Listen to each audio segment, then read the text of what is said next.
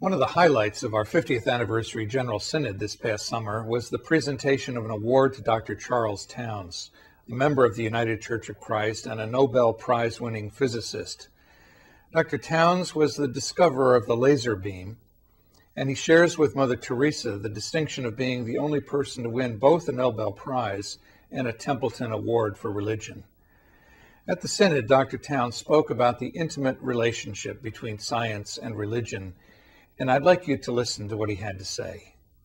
I hope that you all will be looking more and more and thinking more and more about the relation between science and religion. They are closely related, and I think contrary to what some fundamentalist type scientists say, in fact they come together, and in the long run they will converge and hopefully help us understanding more deeply in both fields. I think it's a big mistake when people try to separate science and religion. And I'm very pleased with the UCC, that they're open-minded and they recognize the importance of science and so on. I'm very pleased about that. The origin of the laser can be traced to a park bench in Washington, D.C.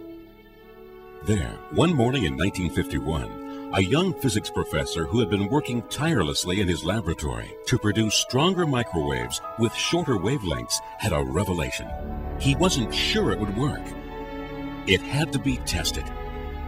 But Charles Towns had in his grasp what would become the key to generating more powerful, intense light waves that could literally be directed with the precision of a beam.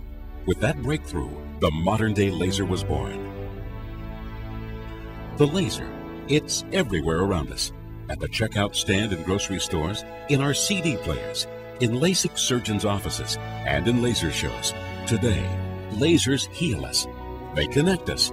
They have become an indispensable feature of life in the 21st century. Born in 1915, Charles grew up on his family's farm. Even as a boy, he had an insatiable curiosity about how things work, tinkering with everything from slingshots to wagons, making them bigger and better.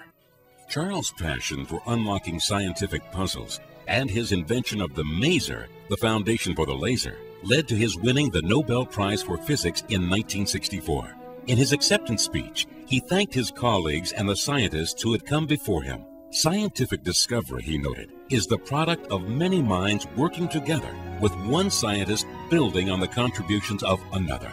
For those who know him well, this humility and generosity of spirit is a reflection of Charles' strong sense of faith. He's a very famous and accomplished person.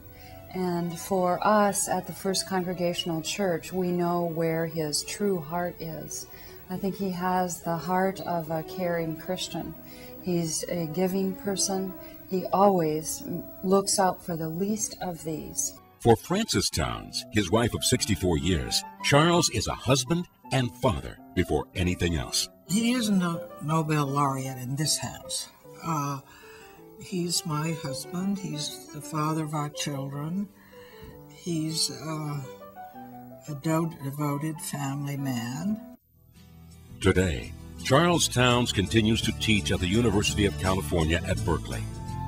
In recognition of his towering scientific achievements and his influential contributions to the field of science and theology, the Templeton Foundation awarded Charles Towns the 2005 Templeton Prize for progress toward research or discoveries about spiritual realities. As Charles himself once said, "As I have had a chance to explore and try to understand, I feel enriched, not just by the usefulness of science, but by its awesomeness, connectedness, and the beauty of all its dimensions."